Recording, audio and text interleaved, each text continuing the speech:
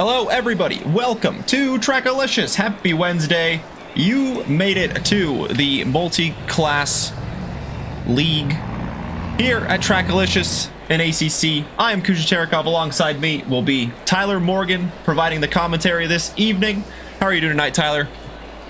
I'm not doing too bad. Thank you very much for asking. It's going to be a great day. It is the middle of the week, so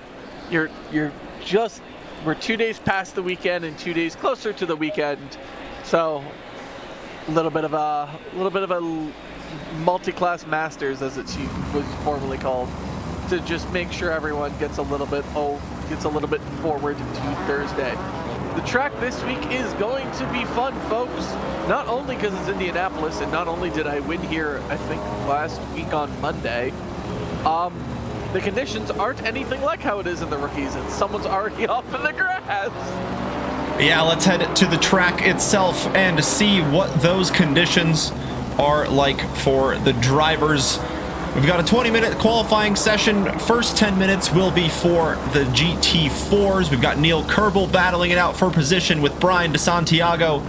Purple BMW versus that green Dragon Alpine. Squabbling it out, going through turn number 6, and it looks like the Alpine will just pull ahead. Brian DeSantiago mentioning didn't get too much practice in these conditions earlier on. So we'll just have to wait and see what sort of pace they will provide. Track is saying it is wet at the moment, but those conditions can change with the number of cars going around on track. We saw it during the practice. The conditions did improve from wet to dry with all 17 drivers going around, creating that slightly dry line.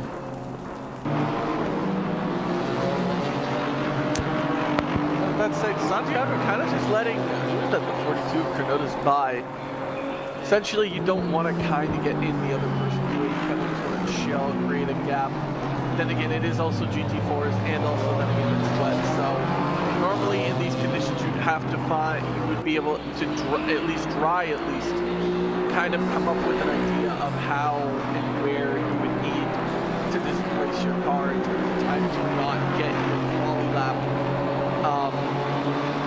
interrupted. But with wet conditions, everyone's timings are off, so it'll be difficult and interesting to see how the GT4s especially handle these conditions, because Indy already doesn't have enough grip as is. So with it now the track being damp, I can't imagine it's going to get any easier.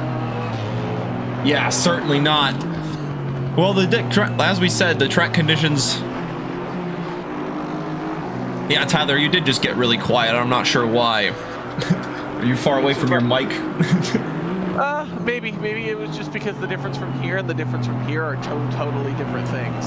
Yeah, someone in the chat was just saying, you got a little quiet there, my friend. Speak up, project, we're excited. It's Wednesday night. We've got some qualifying action. Alex Freeman, I believe, was the first driver out on track to cross the line. So this is a time on the board we are looking at from the Aston Martin GT4.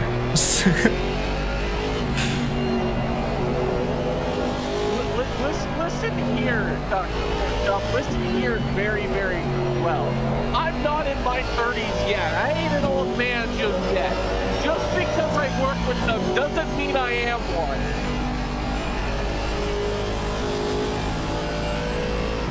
I was about to say, focus on driving on track, but you're in the pit, so. Focus on driving on your race. Don't worry about the, quote, old man in the commentary.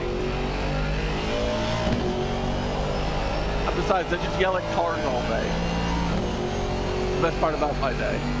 All right, Alex Freeman, what lap time can you produce for us, or was that an out lap? I don't think it was based off the times. And a 1:48.3 is going to be what the drivers are chasing. Neil Kerbel automatically destroys that with a 1:57.5. Cronotas will get P3. DeSantiago will get P4. 3 seconds back of the field, just looking after my track eye league. I mean, not too bad. Diego Mostaquero, let's see what he can do. He's in the 44 Aston GT4. His brother, is it his brother? I'm assuming it is because they have the same last name. In the 105 Porsche has yet to do a lap time. So in the meantime, he is going to take P4 away from Brian DeSantiago.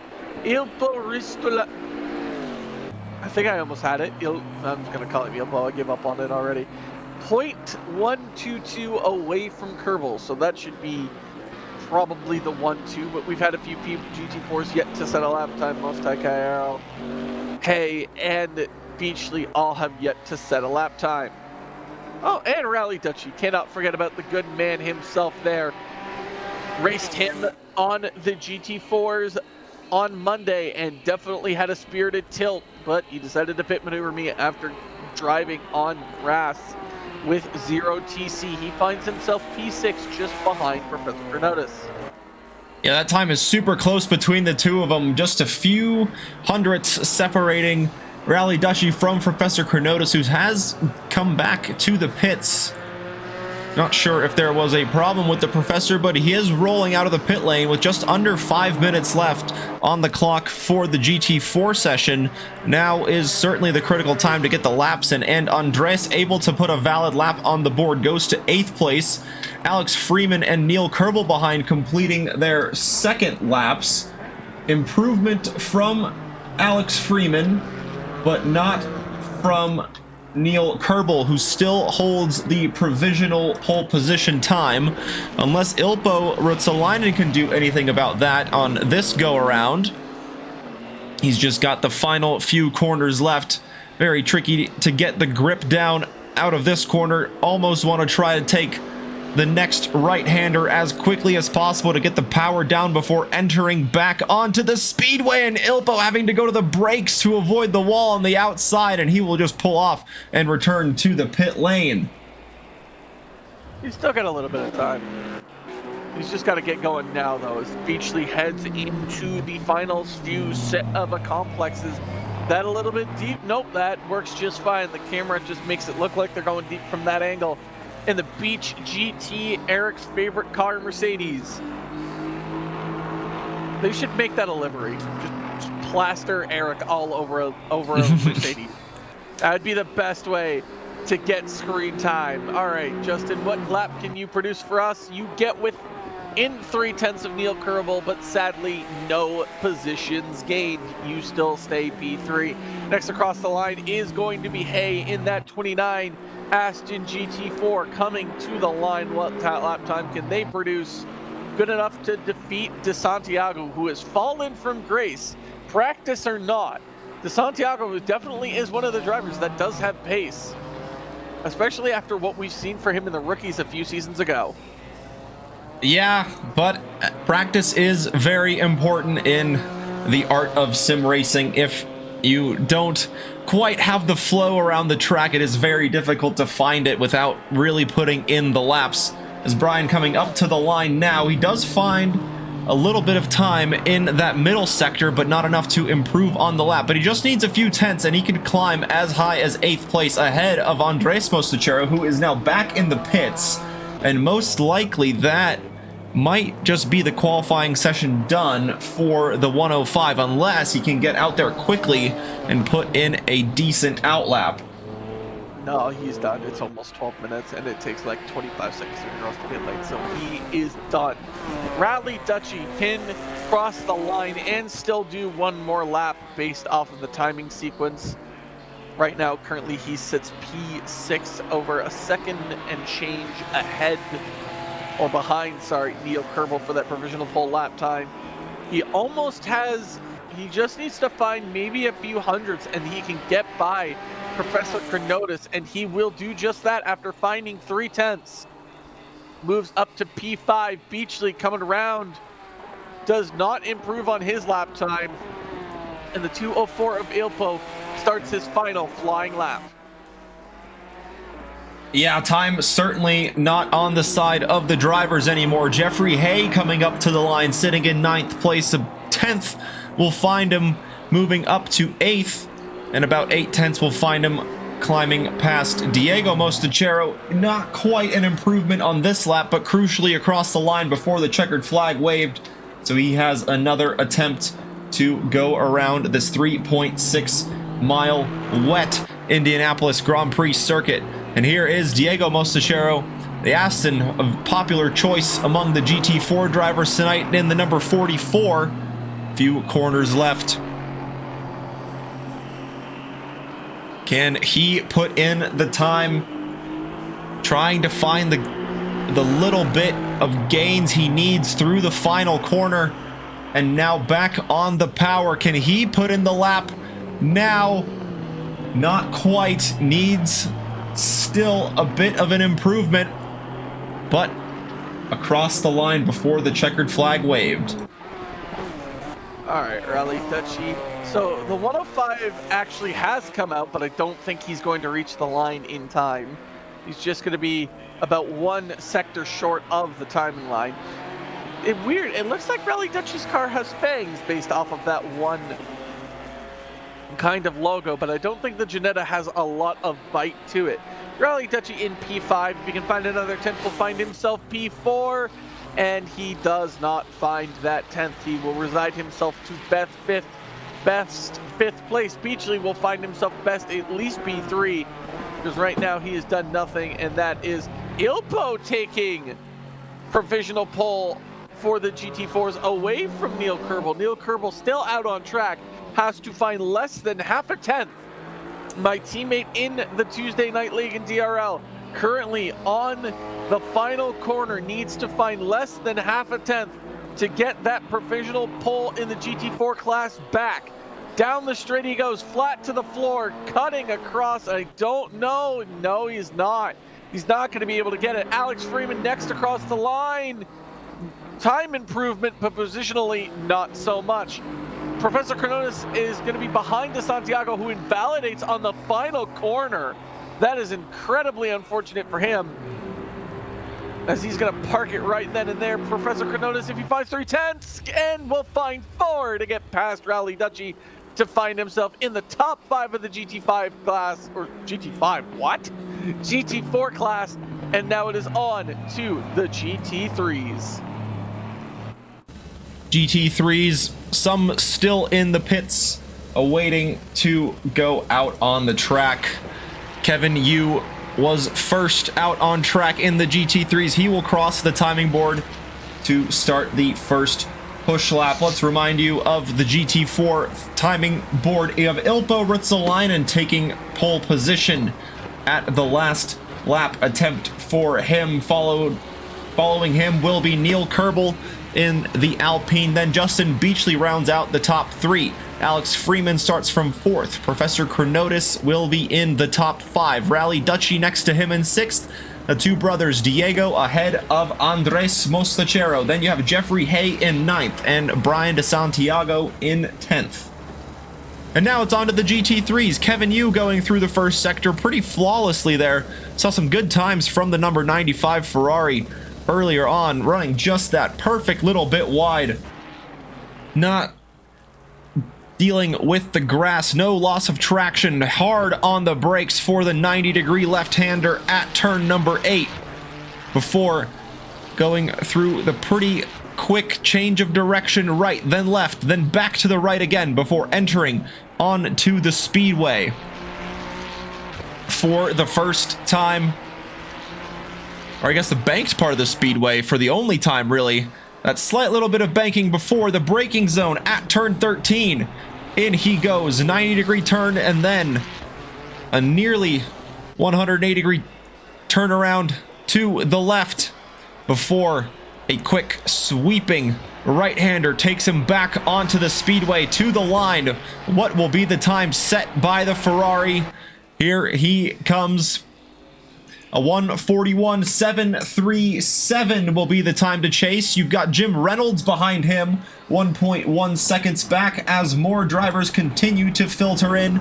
Dr. Porkchop going through the infield sector in the Chop Shop Racing number 71 Aston Martin. You've got Devin Anthony in 3rd place in the 664 Honda.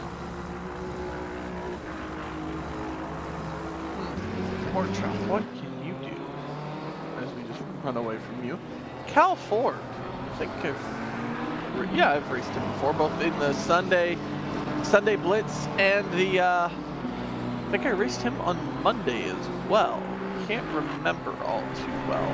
But either way, across the line he comes. What lap time can he produce for us? Currently an invalid one. Dr. Porkchop running behind. produces a lap time good enough for P4, both overall and in the GT3 class. We still have 4 drivers from the GT3 class that have yet to set a lap time. Yeah, still waiting for Cal Ford, Joe Fallis, Hezzy Thomas, who remains in the pit lane in the number 59. Then you got Joe Chericola out on track in the lone Lexus, but it looks like he is on an invalid lap at the time being. So he will need to go around one more time. And then these 10 minutes go by pretty quickly in the qualifying, so you certainly want to get those laps in when they matter. Kevin Yu coming up to the line for his second time lap, looking for an improvement to build the gap over the cars behind. And he does just that, improving by a few tenths. A 41.512 is the benchmark. Jim Reynolds able to improve by a few tenths as well, gets to about a second off of the lead Ferrari time. Anthony moves up 0.6 to get within 1.2 seconds. Imagine finding 0.6 on the track and you're still almost a second and a half off. That's madness. He did get pretty close to within 0.2 of Jim Reynolds, so that'll be an interesting battle to see between the Ferrari and the Honda. And now Joe Fallis and Cal Ford behind him in that blue and purple BMW, still looking for valid laps on the board. Where will the McLaren end up? Going through the final quarter, chopping across, taking as little track as possible. To the line come the McLaren and the BMW. Fallis goes 6th. Dr. Porkchop is split by Cal Ford and Joe Fallis as the BMW moves up ahead of Dr. Porkchop. But does he have an answer? He does not on this lap, at least. Still time on the board for improvements, though. He went a little deep into that sector 1 kind of hairpin, or hairpin. He went a little deep, so. Chericola and the Lexus number 9, trying not to go into the grass. Definitely this track in Indy with the lack of grip definitely pulls you into said grass, and that is the 484 of Cal Ford going into the mix. He has a little bit of time to do another warm-up lap and then one time lap, but that is it for him otherwise. There's not much he can do. Let's see what the number 9 of Joe Chericola can do. To the wall, little bit of a bang onto it. No harm, no foul there. As he finds himself P4, best of the rest besides the top 3 of Kevin, Anthony, and Reynolds, who are all within 0.5 of each other. Yeah, there was a big improvement from the Honda to leapfrog Jim Reynolds in the top 3, so now the Honda is split by the 2 Ferraris of Kevin Yu in provisional pole and Jim Reynolds in 3rd place. 74 of Joe Fallis coming up to the line, looking for an improvement, or he might just be setting up for another flying lap attempt. A little bit slower on this round, so he will go around once more, and Dr. Porkchop gets a big improvement, gained about a second, and he gets past both Cal Ford and Chericola up into the top 4.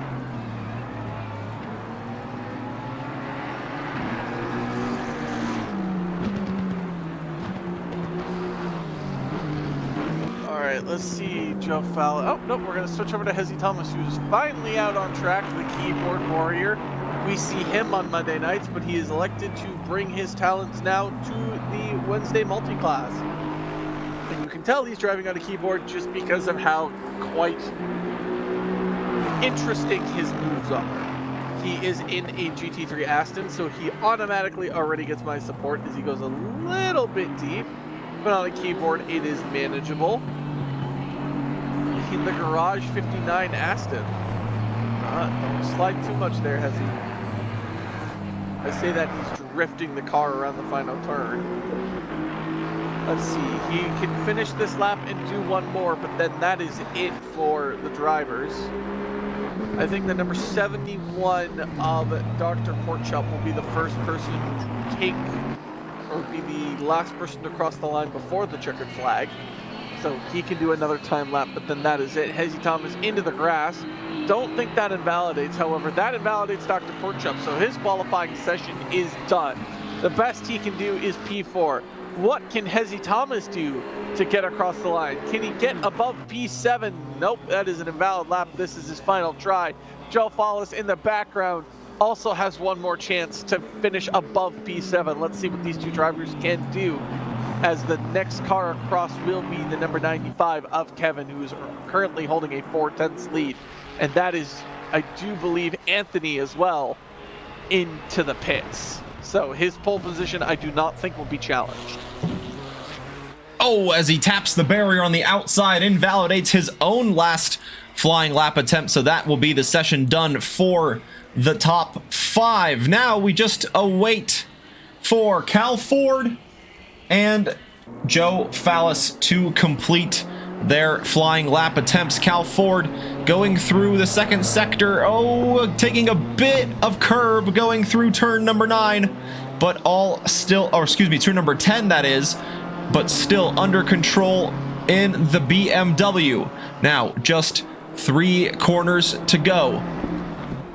A tricky braking zone, but able to manage it well, especially with all of the ABS aids available to the drivers to adjust to these conditions. Same with the TC. You heard it a few times kicking in for a few of the drivers as they went wide onto the grass. Cal Ford now to the line. Can he move into the top 5? He can. He gets 4th place and gets past Dr. Porkchop and Joe Chericola. Now it is up to Joe Fallis, the last driver out on track in the 74 BMW. Oh, same with Hezzy Thomas. My bad, Hezzy. Hezzy and Joe to the line. It is a drag race. Hezzy Thomas gets 8th, Joe Fallis 7th place, and that is the qualifying session complete for round number 4. Santiago. All right, there's some rain in this session, tough, so watch out for slippery curbs. tough luck for me, considering I know what his pace is like.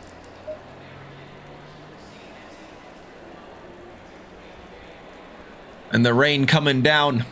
Track conditions are wet, but those might just improve to damp like we saw in the qualifying session earlier.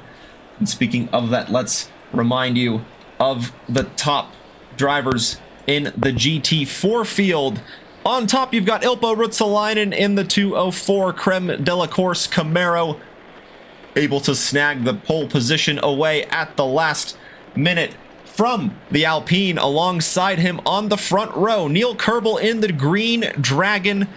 Very lovely livery from Neil Kerbel in the 395. Those two will certainly provide an epic battle all race long. And can Justin Beachley do anything from 3rd place to sneak up onto the front row at all during the beginning phases of the race in his Beach GT AMG number 18?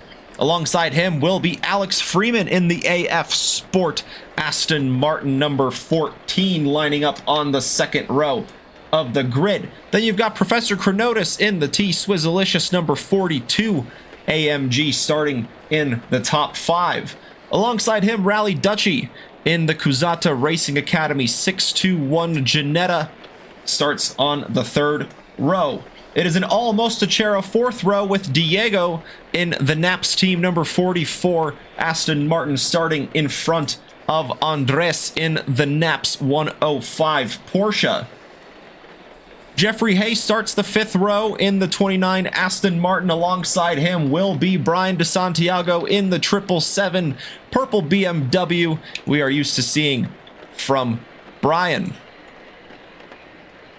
And now for the GT3 field, we'll hand it over to Tyler. All right. In pole position for the GT3 and overall is Kevin Ewan, the Ferrari number 95. A great lap from him. He is going to have the 664 Honda of Devin Anthony for company in the Noobs R Us Honda. That completes the 1st row. In the 2nd row, you have Jim Reynolds in the 313 BJ Racing Ferrari. It is a Ferrari 1-3. But Cal Ford on the 2nd row looks to maybe possibly have a good old BMW start.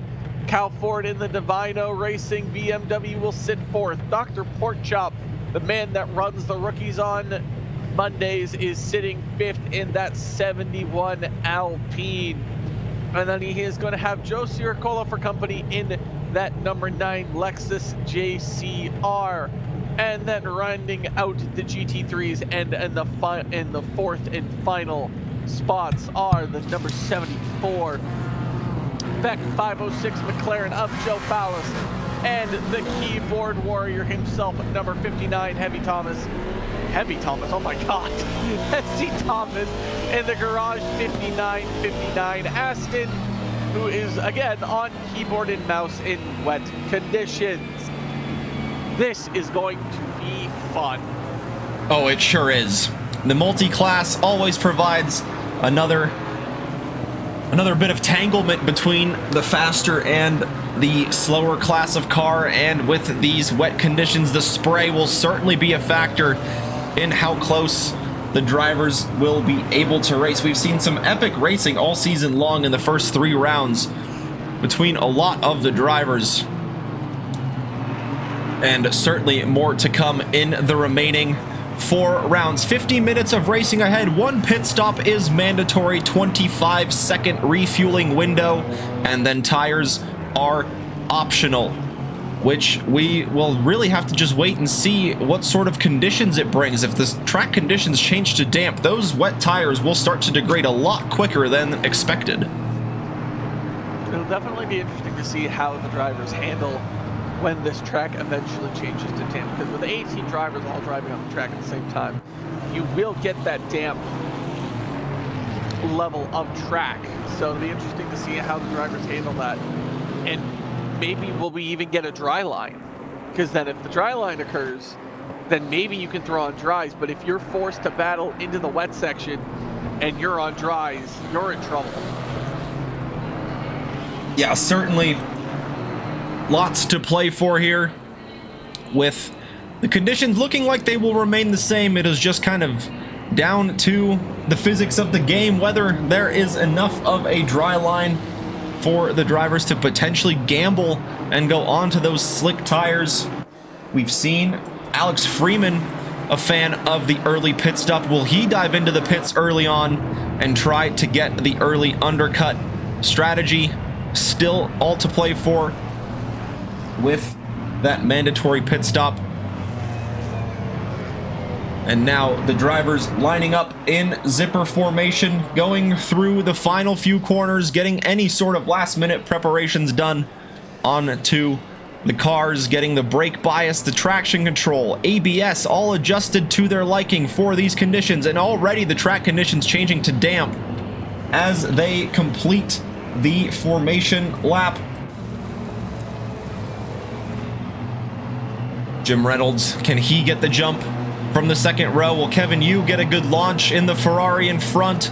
They go to the line, the green flag waves, and round 4 is underway. 50 minutes of racing lie ahead of us. It's a good start from Devin Anthony in the Honda around the outside of Kevin Yu. Can he get the move done? He's already ahead by the braking zone, and the 664 moving up into the lead of the race. A little bit of chaos behind. It looks like that was the BMW, the 484, the 9, and the 395, and now Dr. Porkchop and Joe Fallis going side by side, and Dr. Porkchop finding the grip around the outside, and Kevin Yu taking the lead back.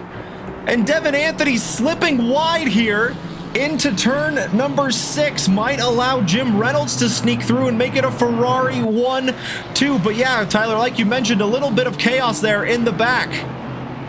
That was absolute madness. I'm pretty sure I just saw 4 wide in the GT4s back there, and now you have you have some cars that are mingling with the GT3s and the GT4s, which might get a little bit more chaotic as you had multiple incidences occur in the back. There's just not enough time to go into the replay and look at all of them. So currently Ilpo, Crenotis, Beachley, and Mostakero are the ones in there. Kerbal and Cal Ford seem to be the losers in that turn 1 incident, as they are all the way now in the back, where Kerbal was second in the GT4s and Cal was 4th in the GT3s. So Crenotis is currently looking. Beachley, Mostakero, and Dutchy are fighting it out. Mostly Dutchy trying to look for that move to see if he can get closer Ooh. to the GT of Beachley. And there's just so much going on everywhere across the track. Rally Dutchie in the Ginetta is going to be good in the corners, but we both know that the Ginetta, like the Alpine, is not very good in a straight line. No, certainly not. Justin Beachley looking like having a bit of front end damage on his Mercedes AMG. Yeah, a bit of the hood is popping up a little bit. Will that hurt his straight line speed advantage over Diego and Rally behind? But out in front, Kevin Yu has established a pretty decent gap over Devin Anthony, who in turn has also had a good advantage over Jim Reynolds, who runs a little bit deep into turn 6, but able to get it back under control and keeps third place with Dr. Porkchop about 2 seconds behind, a little bit under pressure from Joe Fallis. And then you have the GT4 field as high as 6th place overall. Ilpo Rutsalainen leads them as Cal Ford tries to work his way through that GT4 traffic. This is the top 5 in the GT4s, all within one braking zone here. Yeah, they're all really tight. And then you got Cal Ford, Hezzy Thomas, Joe, all Siricola, all trying to pass their way through the GT4 field. And in these conditions with the damp track, it's going to be a bit of a struggle because some of those GT3s and some of those GT4s are quick. So you might have some intermingling when it comes to pace. So it'll be definitely interesting to see how it all handles, because it's all for position. It's not like they're blue flagged at all. Rally Dutch currently sitting inside the top 10 overall, looking again to get ahead of Mustang AL. Trying desperately to get past that 44 Aston. He's just going to have to wait again in the straight. The best he can do is get that toe and just hang on as long as he can. And that is the BMW of Cal Ford coming behind him. Random BMW does insert himself into the plot, and he is going to get past both the 44 Aston and, oh, there's another car. That is going to be, it almost, don't hit the, oh, there's a little bit of a tap there. Whoa. Oh, whoa, never mind. That might not be tapped. That just might. I'm not going to make any comment on that further, Kuja. Yeah, I'm not sure what happened there. It looked like just a bit of lag sniping going on for Rally Dutchie. Let's see if we can tune in with another driver here. It looks like, yeah, Rally Dutchie just having a little bit of latency variation there, but all under control. Yeah, look, his internet just went right up to red, and Rally Dutchie dropping a little bit behind now from Diego. Alex Freeman able to put the pressure on to Rally Dutchie, and he, in fact, they're going to go side by side. Hezzy Thomas is going to try to split the GT4s here in the number 59 Aston Martin. He's down the inside, and he will get that position, and Alex Freeman will try desperately to hang on to Rally Dutchie, who has, it looks like, just a random internet spike here. Oh, and there's contact between Rally Dutchie and Hezzy Thomas, but he is a very polite man and points him back right in the correct direction, but in turn runs a little bit wide, gives the position to Neil Kerbel. Through the inside goes the Alpine, the 395, having to recover after that incident earlier on. Look at the top 5 of the GT5s or GT3s. They're gone. They are gone in the wind. They are nowhere near the GT4s, but that is to be expected. Yeah, that's some front end damage by Beachley. Maybe he can get Professor Canotis here. Let's see. To turn 1 we go. Beachley, yeah, there's two separate battles in front. There's that GT3 battle, Cal Ford and Joe Chericola going into turn number 1. Oh, and there's contact between the two, and they're both stopped. Oh, and there's more damage to the front end of that AMG. Joe Chericola just parked up behind Cal Ford, and he returns back to the pits. Sorry to interrupt you there. There's just a lot of action happening. All good. That's what 2 commentators are for. Rally Dutchie's internet spike causes him to tumble and tumble and tumble down the order. But thankfully, he doesn't tumble all the way down, as De Santiago is currently holding that very, very nicely, which is unfortunate because he does usually have a quite substantial amount of pace. I feel bad for Beachley. His front end is taking more abuse than Neil Kerbel did on Tuesday. Jeffrey Hay maybe looking for a position on Rally Dutchy here. Maybe he can take advantage, but alas, does not. Did we lose? I think we lost the Siricola. Yeah, we did. I don't see him. Yeah, I think that's the Lexus just having a lot of damage to the front and back end and having to withdraw from the race. Kevin, you out in front with a good 2.5 second gap over Devin Anthony, who in turn has about 3 seconds over Jim Reynolds in self. Dr. Porkchop keeping within touching distance, so about 4 seconds back as well in the top 5. Joe Fallis rounding out the GT3s in the top 5, with Cal Ford in the mix with the GT4s after working his way through the field earlier on. That contact with Joe cost him a little bit more position. He was just about clear of all the GT4 traffic, able to get in the clean air and put in those laps. But it doesn't look like there are too many scratch marks on that BMW, thankfully, for Cal Ford. A little bit on the back. Thankfully, Cal Ford looks to be doing okay. However, Beachley's front end, again, might not be. Oh my, it's sad. It's so very sad, and that's Cal Ford going around the inside of the hairpin. Again, GT3 on GT4, but it's still an excellent move. And that is Cal Ford looking to try and get ahead of Beachley and Chronotis. He might be able to get Beachley in the straight here, but it might be an ask to try and get Chronotis in this situation. Does not, and now is Mostacanero. Oh my God, I'm gonna butcher that name more times than I can count.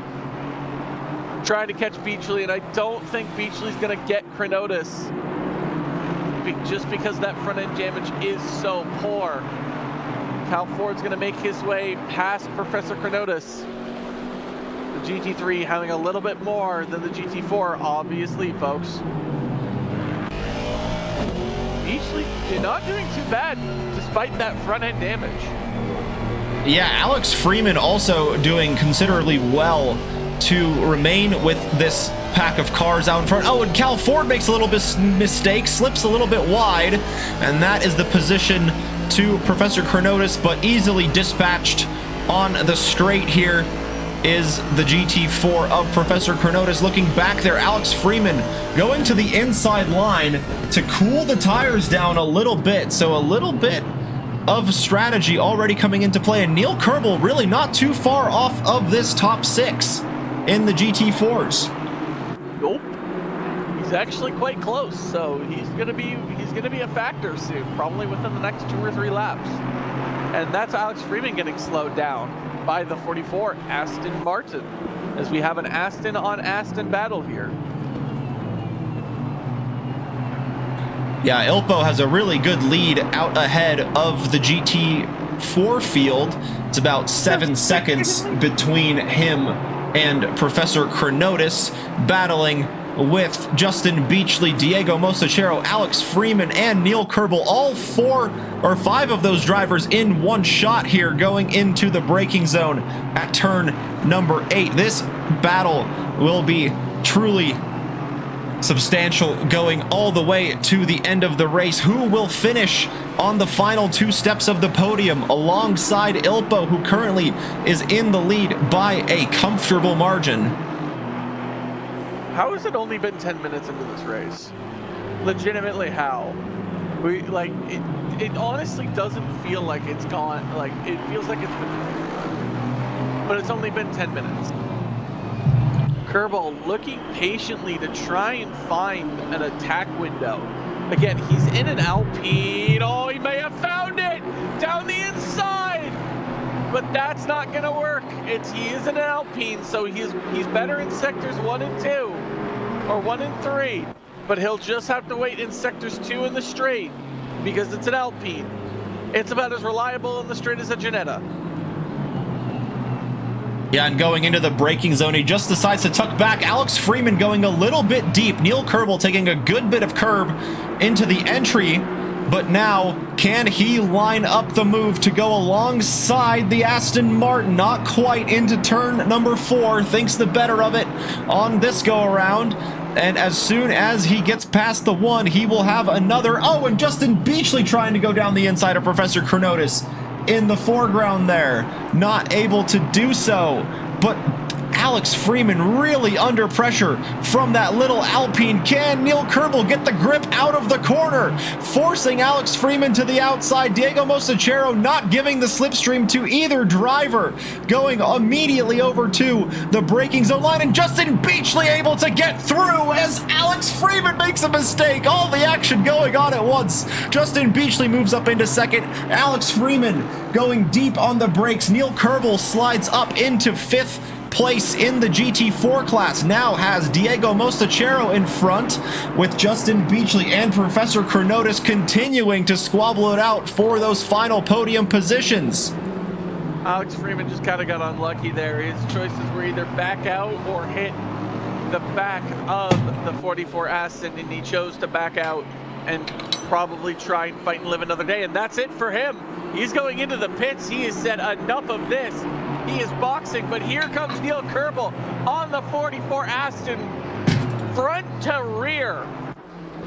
That Alpine, despite it being absolutely madness and quite frankly appalling in the straights, Kerbel is doing enough and doing a very good job of it, might I add, to get past these drivers and fight for that second podium spot. Professor Chronotis and Beachley are not that far off, especially if Neil Kerbel can find a way past this 44 Aston. Yeah, certainly. K. Mervin, thank you for the follow and the hydrate. Cheers to you, my friend. Hope you are enjoying the action so far. Like Tyler said, it is crazy that only about 14 minutes have passed so far. Neil Kerbel with a drift going through turn 6, trying to go to the inside of the Aston Martin, just unable to do so. He might pick up a pretty hefty track limit there, but it looks like he was able to drop back just enough time. And props to Justin Beachley for getting that move done with the substantial amount of front end damage he has on his car. That's quite a bit, yeah. I'm shocked he's able to get it like that. And I do believe that De Santiago has been lapped by Ilpo. De Santiago has also visited the pit lane. That is also true. But he's still going to be way behind Freeman. And I have requested a fun fact, Kuja. A fun fact? Yes. Because of how much you said you loved Indianapolis in the pre-commentary. Well, I told you I didn't have a fun fact, so thank you. But, yes, some fun facts. The original track, the oval, kind of square oval layout, opened in 1909. But the first race held there was actually a helium balloon race a few months before the inaugural race around the Brickyard itself. Fun facts with Kusha. Fun facts about Indy you didn't think you'd hear about. Helium balloon races this evening. Balloon race? Really? That's a... what? There's As no says Wikipedia.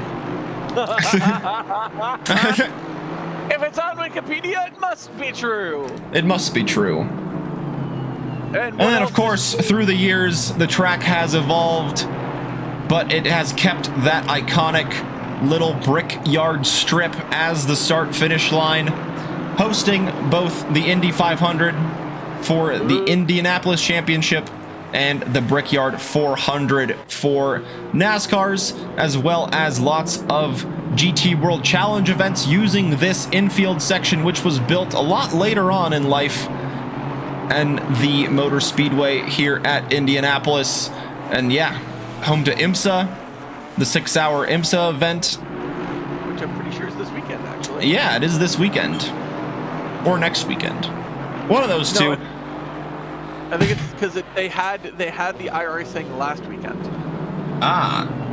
So it would be this weekend. And they normally run it like that. What is true, though, is Neil Kerbel is finding his way back to the 44 Aston. A little bit slower than last time. I'm shocked that Beachley is able to get that car and still keep that pace with that front end, with his hood nearly coming off. Professor Chronotis, maybe. Maybe. He's getting the toe. He's thinking about it. Is he gonna go for the move? No, he's not. He's gonna sit and wait. Hezzy Thomas is actually getting closer to this fight as well. He is in a GT3, but he also is on keyboard and mouse, so that pretty much puts him in a GT4.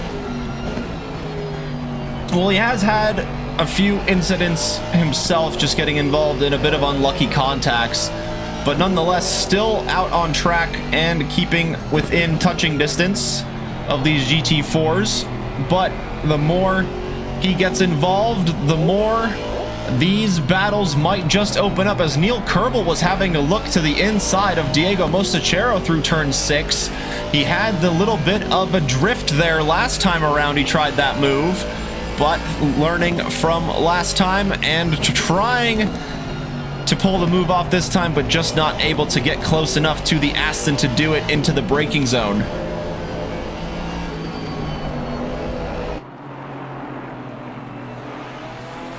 Diego kind of in a sandwich that he doesn't want to be in. He wants to try and get Professor Cronotas and Beachley, but they're just a little bit too much in terms of pace, and then he's got the mega pace of Neil Kerbel and a GT3 behind him eventually that will probably catch up. So he's got to decide now whether he wants to let Cronotas and Beachley go or try and make a defensive move on Kerbel. However, Cronotas is closer to Beachley now than he was before on this last straight. So if Professor Cronotas is going to make a move, it's going to be right here, right now.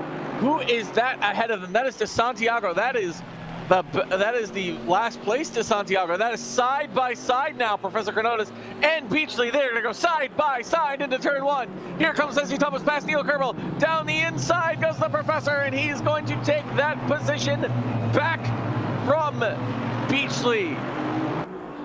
And the Professor teaches us a lesson about how you Beachley with a little bit of a drift there.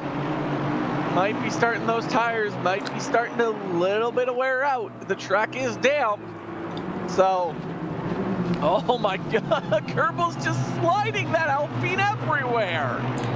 Yeah, he sure is. He's trying to find all the pace that he can, and perhaps with the damage to the front end of the AMG, tire wear becoming more of a factor, having to use more tire because he doesn't have the grip available to him from that damaged splitter. But nonetheless, able to keep within touching distance of Professor Cronotas, running a little bit deep, but keeping the grip to hold it through turn number 9.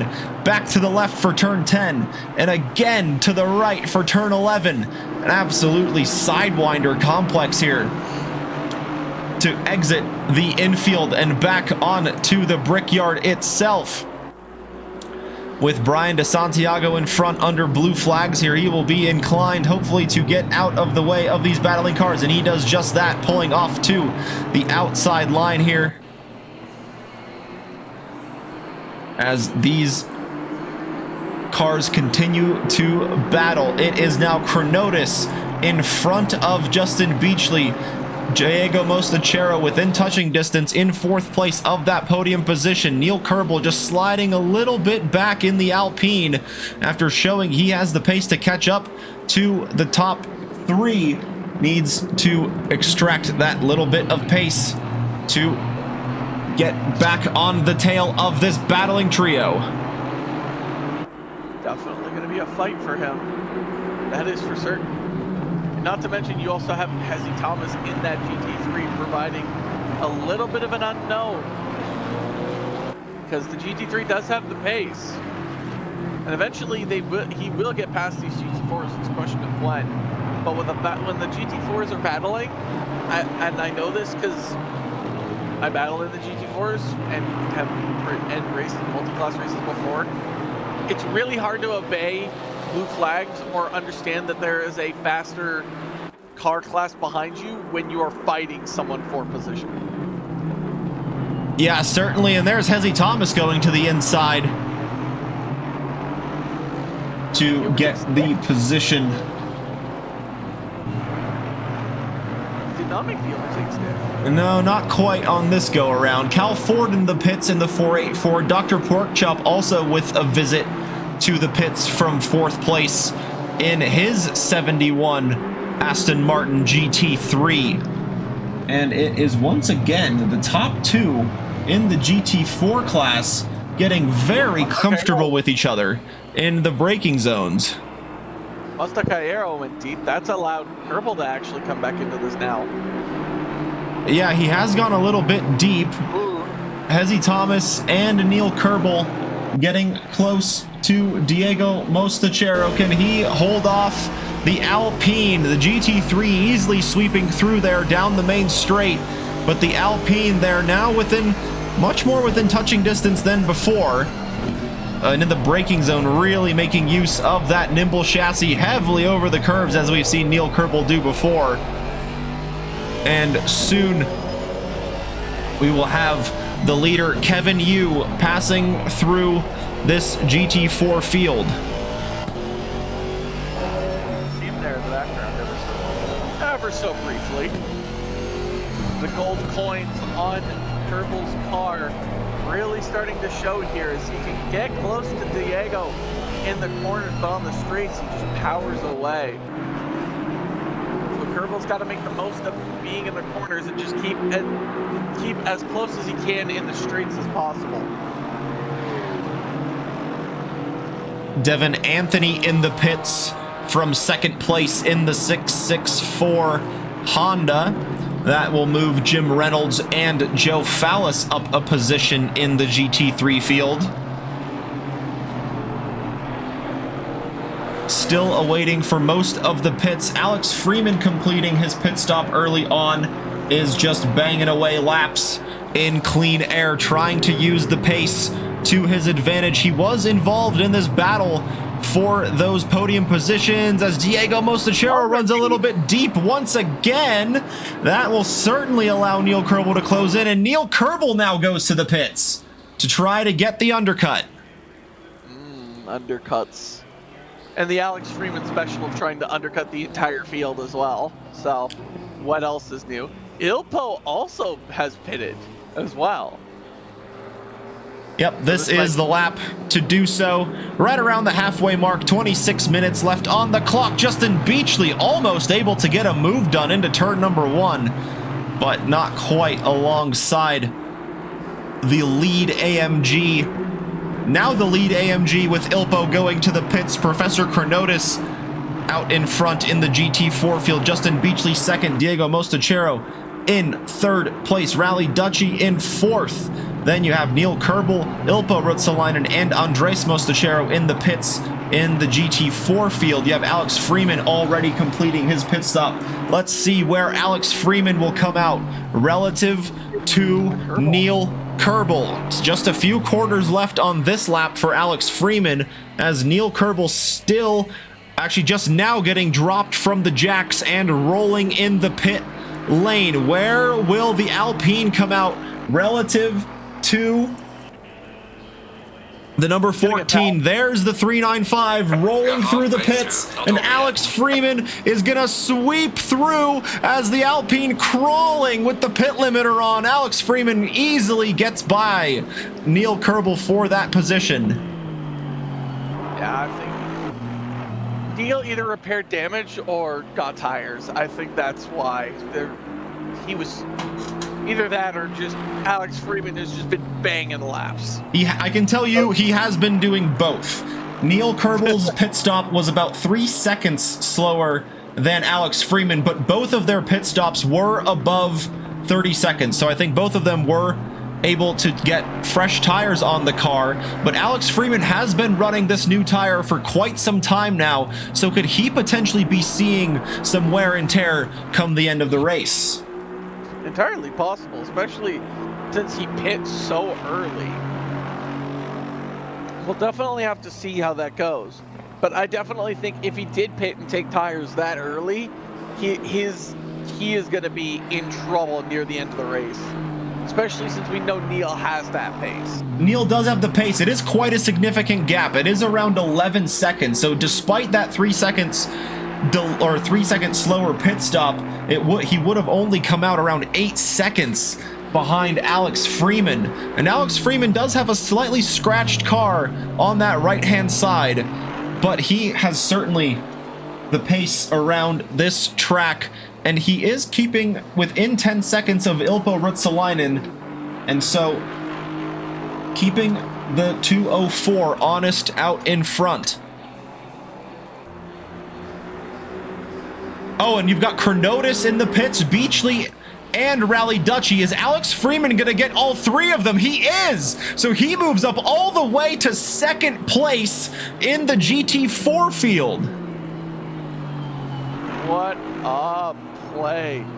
That is going to be very, very interesting. So can Neil Kerbel get the undercut, though, on the number 14? Or not the number 14, the number 18. He cannot.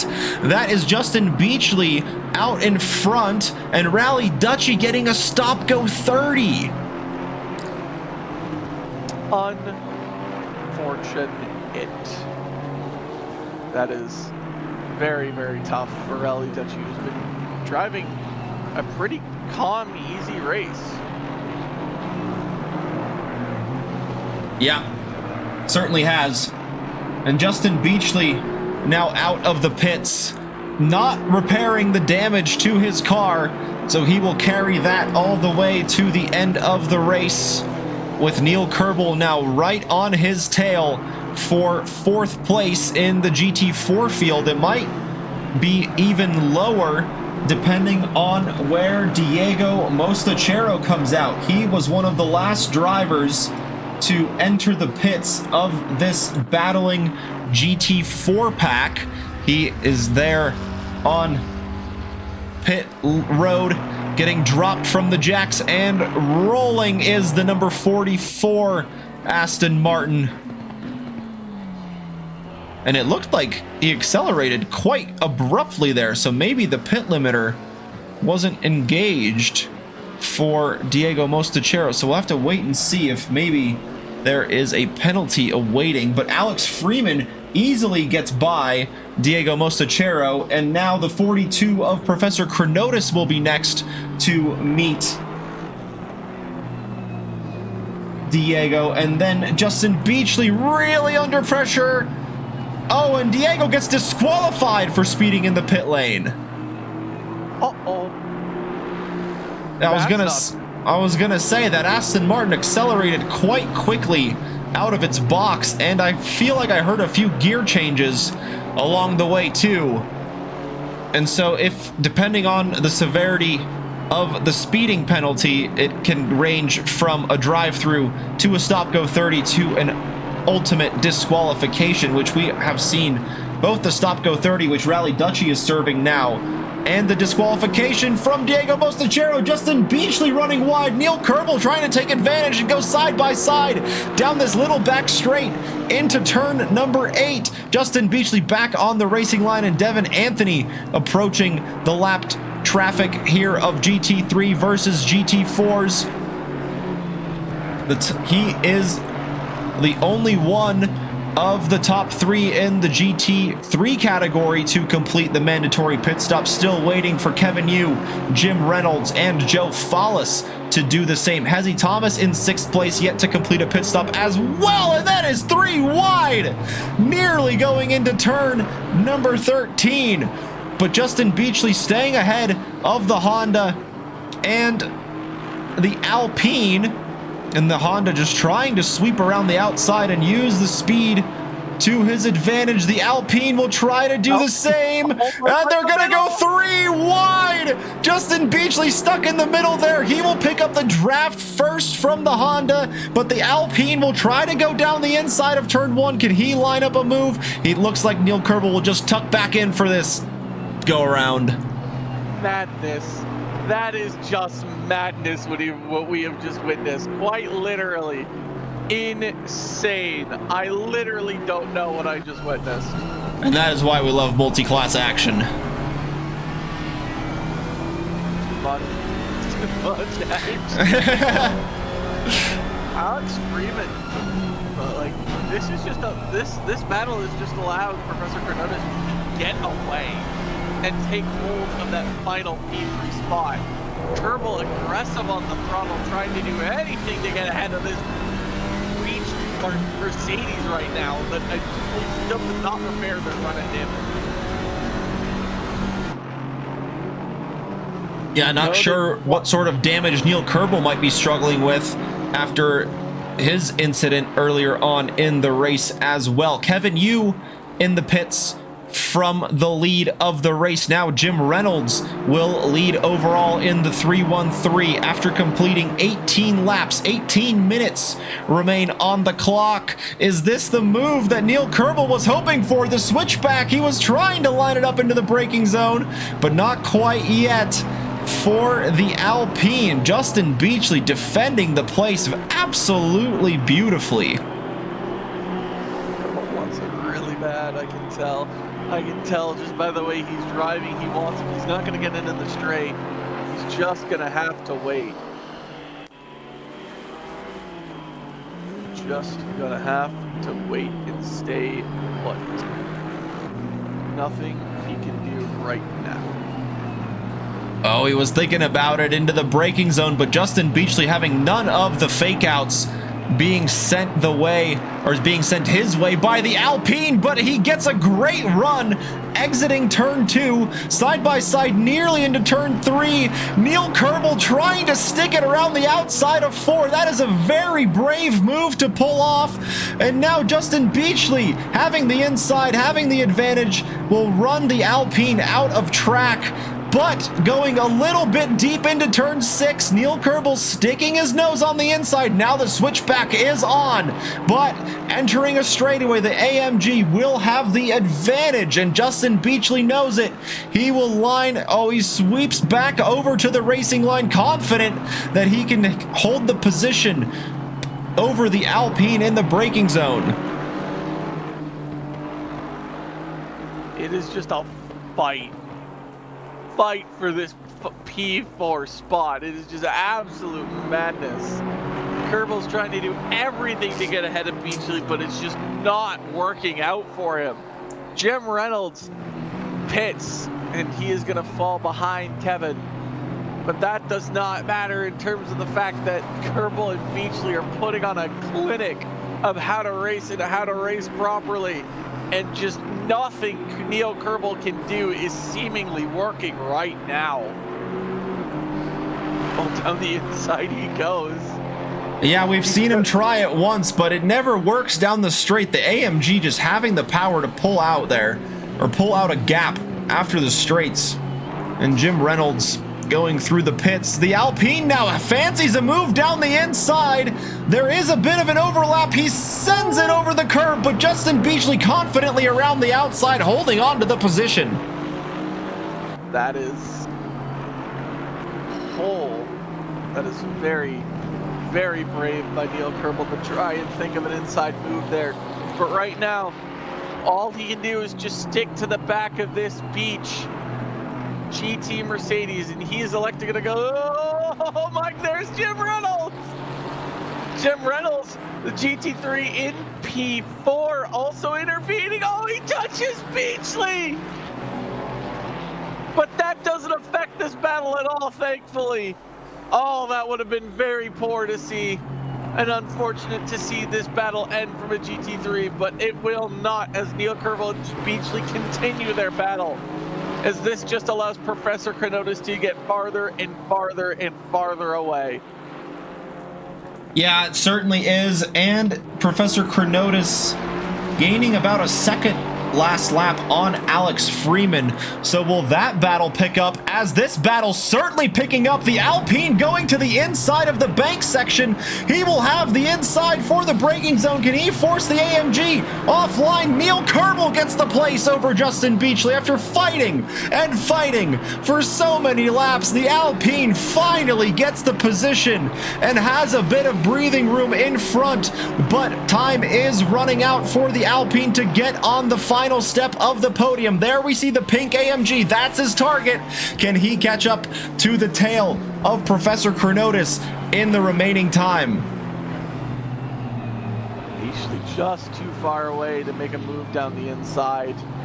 Kerbel finally getting that move to stick. And when I mean finally, I mean quite literally finally. He's been waiting to get that move done for so long. But I wonder if Freeman's done enough. I wonder if Freeman has done enough or not Freeman, sorry, Beachley. I wonder if Beachley's done enough to kind of almost block Kerbal from getting Professor Carnotus. Yeah, we'll have to wait. We'll have to wait and see what sort of laps the Alpine can do now that he is not staring at the rear bumper. That big Trackilicious sticker on the back of Justin Beachley's car. Can the Alpine produce some good laps here, riding the curb not as aggressively as he does in turn 1 there? Doesn't want to unsettle the Alpine in this tricky inner field complex where it just sweeps from left to right, back again to the left and back again to the right.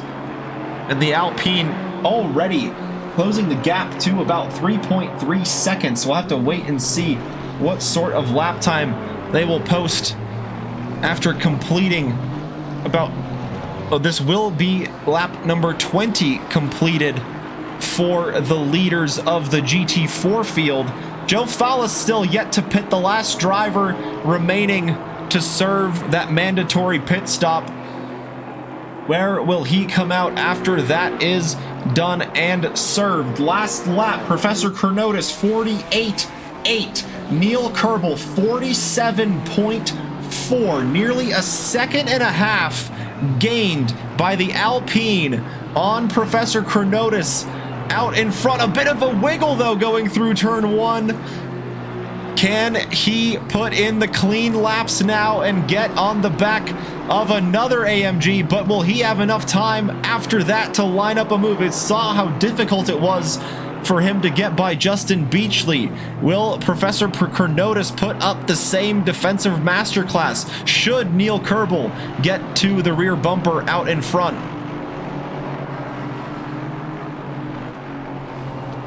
It's possible. It's definitely possible. He's just gotta put pedal to floor.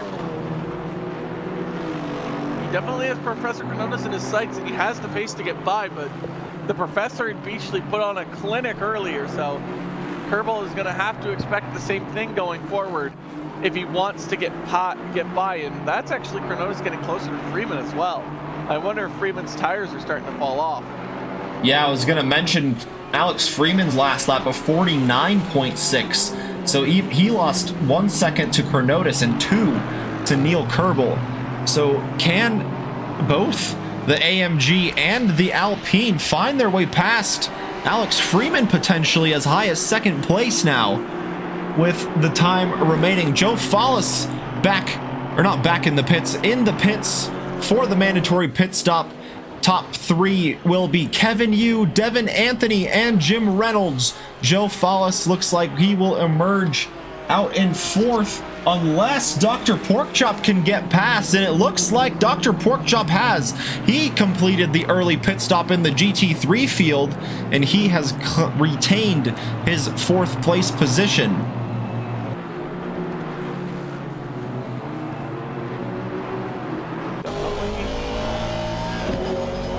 By Porkchop.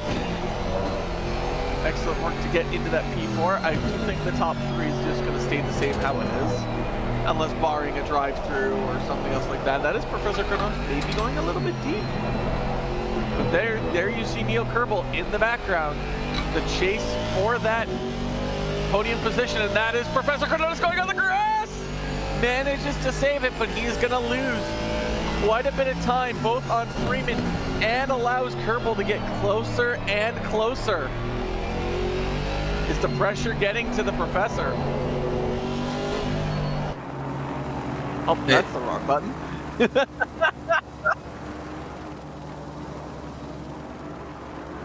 You know, Kerbal, Beachley's not too far behind. Actually, never mind. He's 3 seconds. He's pretty far. He's just a little too far to make a move. All right, Kerbal. Oh, that's a Dr. Porkchop coming into your living room screens.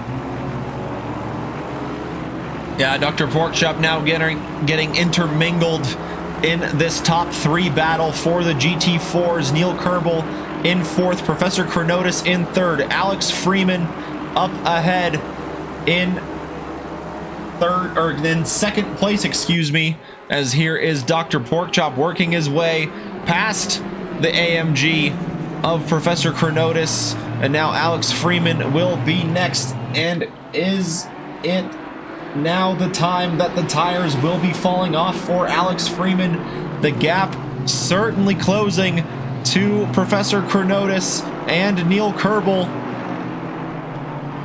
in this AF Sport black and yellow livery of his. We're used to seeing that black and yellow from Alex Freeman, trying to hang on to this position after coming in for the early pit stop. The tires, the wet tires in these damp conditions beginning to fade, and that is Neil Kerbel all over the back of the AMG of Professor Chronotis. This battle will now begin to heat up for the final step of the podium in the GT4 class. Definitely going to be close. Going to be really interesting. Oh, they're so all close together now. Who's going to take the final 2 spots?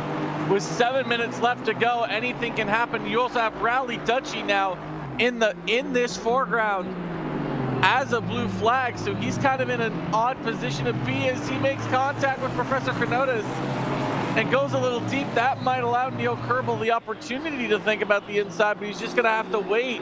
Rally Dutchy kind of just being here presents an opportunity, but also presents a challenge, and that's gonna kind of delay this battle ever a bit so further. And that is Alex Freeman looking for the damp patches or just trying to break the toe, as his tires, if he did take tires, are very, very, very much in pain. Yeah, certainly beginning to struggle. The lap times beginning to tumble from the lead Aston in this trio of cars. The number 14 trying to hold on to second place, but Professor Chronotis will be the first challenge behind him unless Neil Kerbel can get by him before that. And a little bit of an oversteer moment once again from the Alpine in turn number 6. We've seen Neil Kerbel cut through that grassy part a little bit earlier on, and now looking on from the rear of Alex Freeman, Neil Kerbel just not close enough to get the move into turn number 8 here. Hello, Head of Nixon. Nice to see you in the chat. Always love it when people talk in the chat. You got Neil Kerbel trying to get Professor Chronotis trying to get Freeman. Freeman is trying to hang on for dear life, and that is contact. And that is going to be, I think, Neil Kerbel waiting for, maybe going to wait for Professor Chronotis, maybe? I don't know. We'll see how that goes. He's all right. He can't, because here comes Beachley. Beachley now finds himself kind of in this battle. Yeah, he sure does. Well, he's in the battle. He's ahead of Professor Chronotis. After that contact with the Alpine, Justin Beachley gets 4th place, so he will be battling with Neil Kerbel, who's actually pulling off to that damp line as well, trying to cool his tires as much as possible. I believe he was one of the earlier drivers to come in, but still right around that halfway mark of the race. Justin Beachley trying to get close and get maybe even onto that final step of the podium. We don't know what damage Neil Kerbel might be suffering from, if any at all, after that little bit of contact with Professor Chronotis and in lap 1 of the race, oversteering on the exit of turn 5 into the braking zone of 6. Man, oh man, who will... Oh, that was a car going deep. That was the 621 Rally Dutchy, yellow flagged in the background of the shot there. You just heard him going into the gravel. That might be his race done. Something tells me that race is done. Oh, and that's Neil Kerbel pulling out, allowing Justin Beachley and Professor Chronotis to go through. So Justin Beachley now in that final podium position. Professor Chronotis trying to battle now with that AMG in front for that final podium position. Neil Kerbel, being a gentleman, he is giving the places back that Professor Chronotis lost in that bit of contact they had exiting turn number 11. Good guy, Kerbal. Always the gentleman, giving back that position, not letting it go to the stewards for review.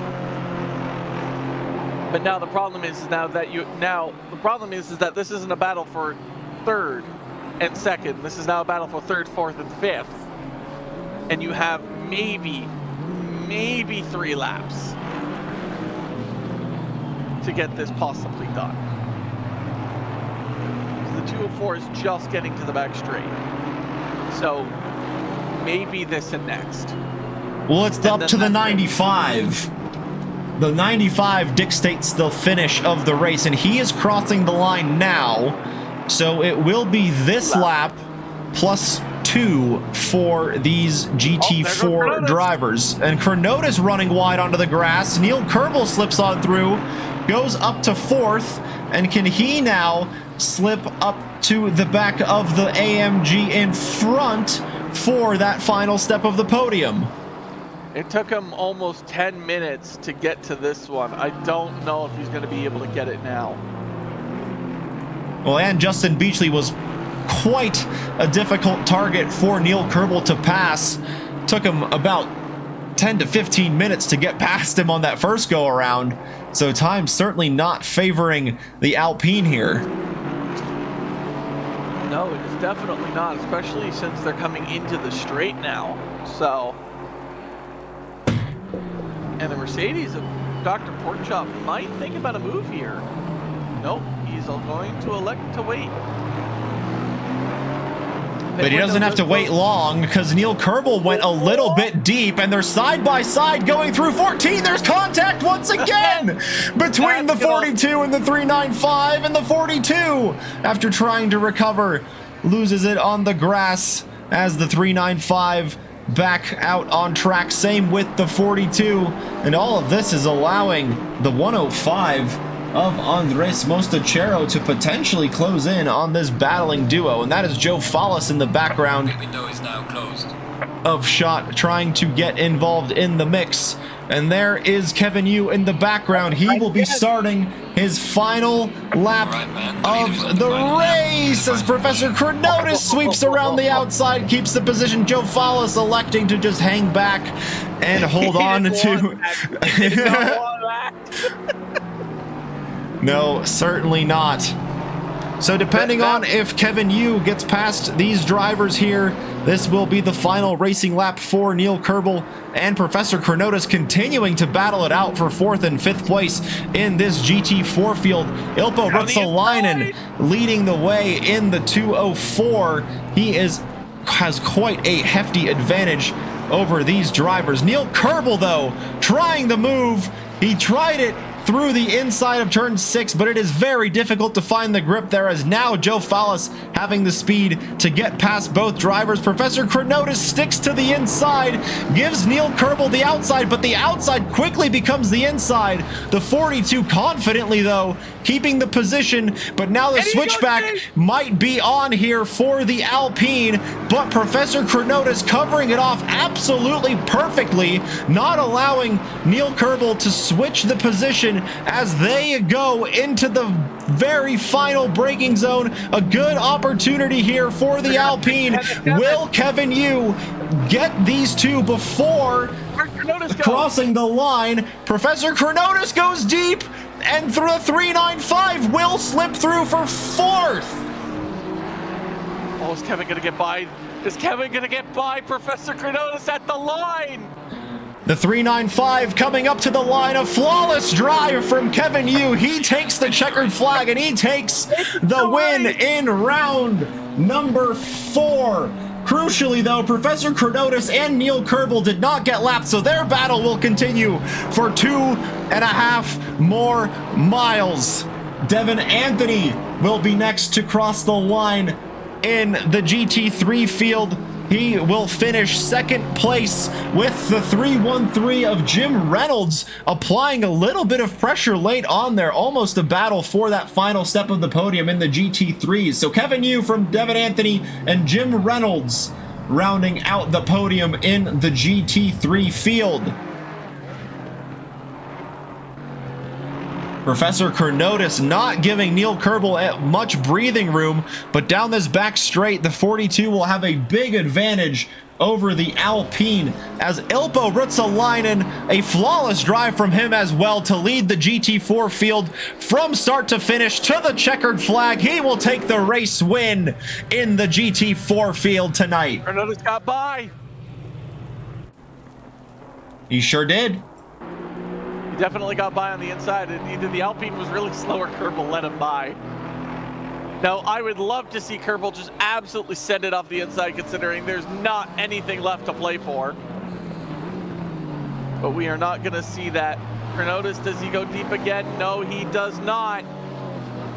I think that might be the end of Neil Kerbel, who will be resigned to 5th place as Professor Chronotis will take 4th. Alex Freeman across the line after completing the early pit stop in 2nd place, with Justin Beachley with the heavy damage to the front end of his car able to take that podium position in the GT4 field. Chronotis and Kerbel take the checkered flag as they are the last two, taking 4th and 5th place. You have Dr. Porkchop in 4th, Joe Fallis in 5th, Cal Ford in 6th in the GT3 field. Then you have Andres Mostachero, Jeffrey Hay, Brian DeSantiago, then Rally Dutchy and Diego Mostachero in rounding out the GT4 field tonight. Green light, show them what you got. All right, no one's in the green room yet. Maybe soon. Very action-packed night indeed. Yeah, kind of started off super action-packed as usual, kind of in that middle pit stop phase. The gaps kind of open up, but it picks right back up at the end there, especially with those differing strategies we saw from Alex Freeman coming in early, as he usually does. All right, so far it's just Beachley, so it's time to move him in. So far it's just the Beach Man and his horribly damaged front end car. Oh, you noticed. It was what? Yeah, of course we did. Oh, you noticed. The hood was almost coming off. Yeah, I was seeing a little more of my cat's face than usual, that's for sure. So yeah, talk us through that defense. That was crazy. Well done to hang on to... I believe you were fighting for 3rd at the time with Neil Kerbel, and you just held him off for about 10 to 15 minutes there. Yeah, that was very sweaty. Yeah, Very I mean it was good. It was definitely good defense. You know, I had the straight line speed over the Alpine there for a while, but I had like no front end, obviously. So you know the front tires are getting kind of cooked there. Which was to be expected. I think I was carrying about 24, 25 seconds of damage at the end. So, yeah, it was... Oh my God! Yeah, that's pretty hefty. Laguna Seca all over again. But, yeah, very fortunate just to be competing for the podium, especially after running into some GT3s lap 1, so... Yeah, it was quite a night for sure.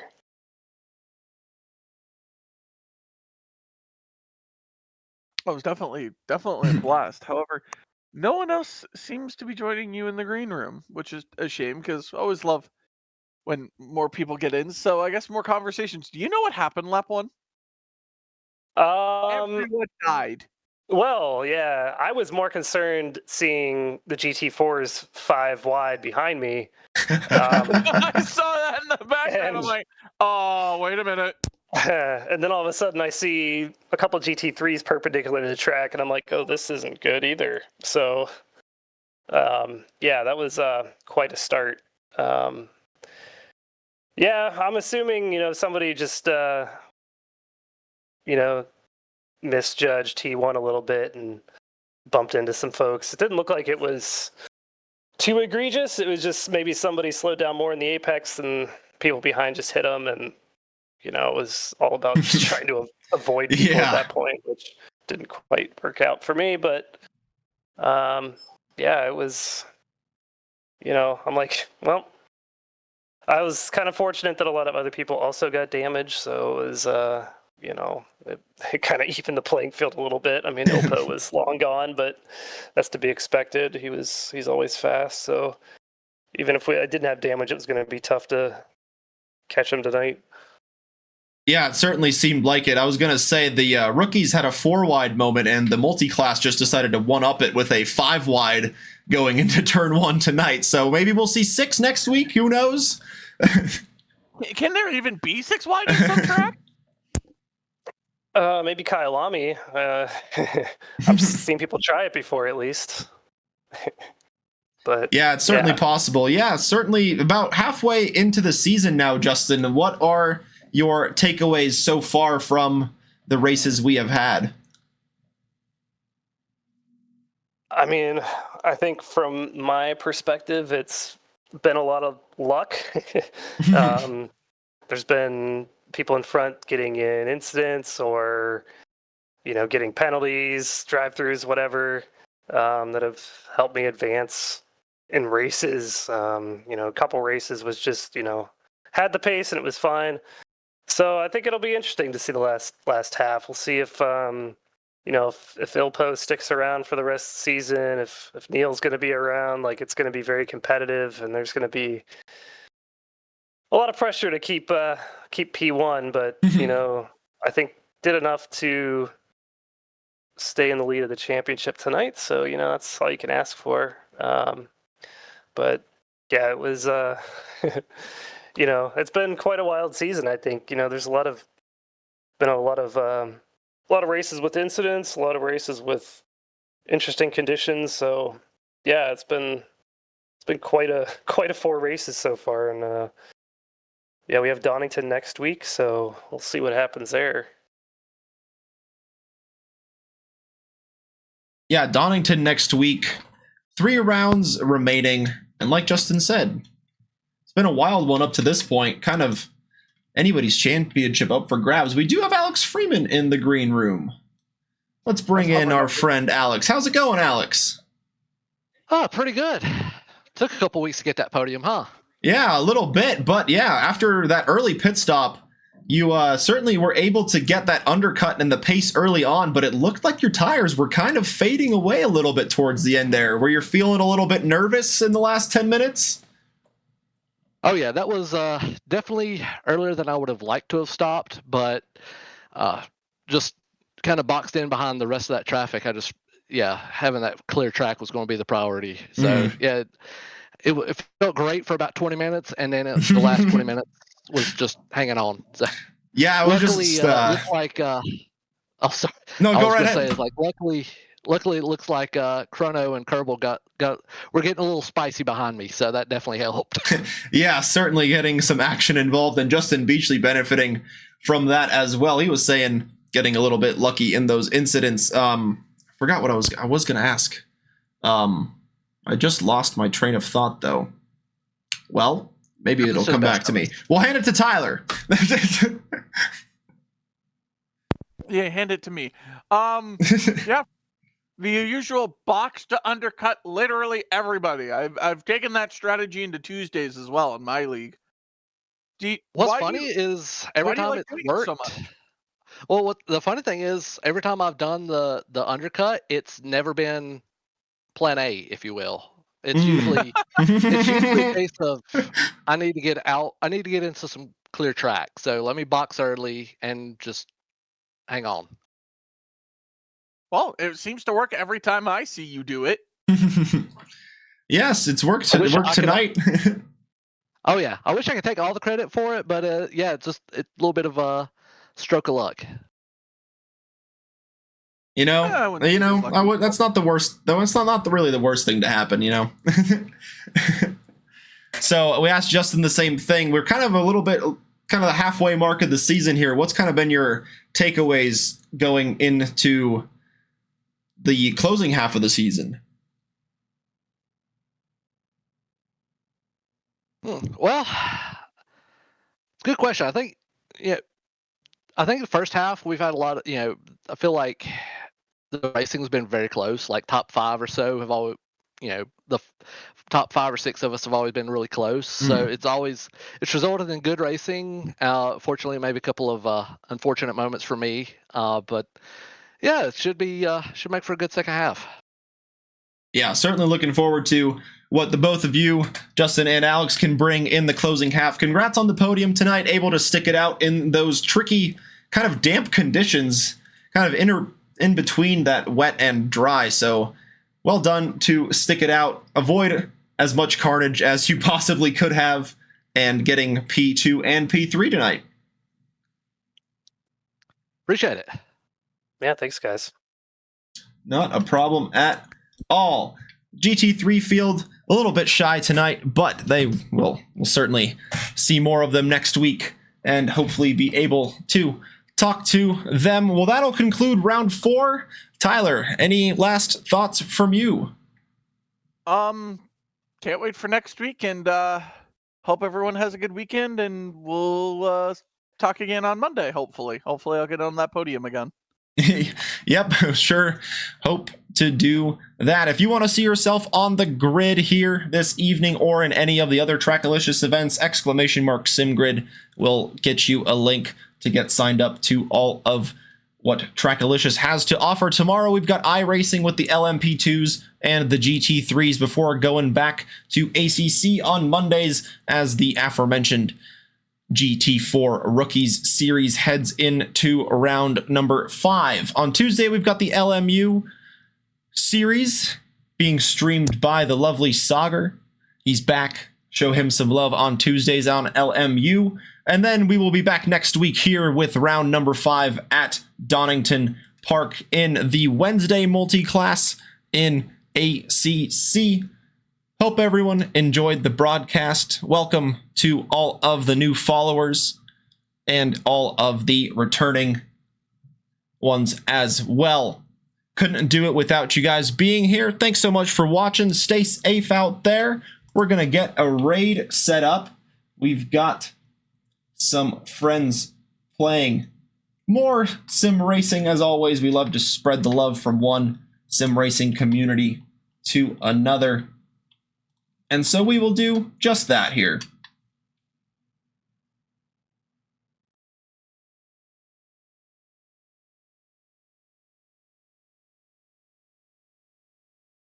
Which cars do you have? Here we go. More Indy action, but of the oval variety. It is iRacing with the lovely Strasser. Excuse me, it is not Indy. They are doing a different layout, but still Indy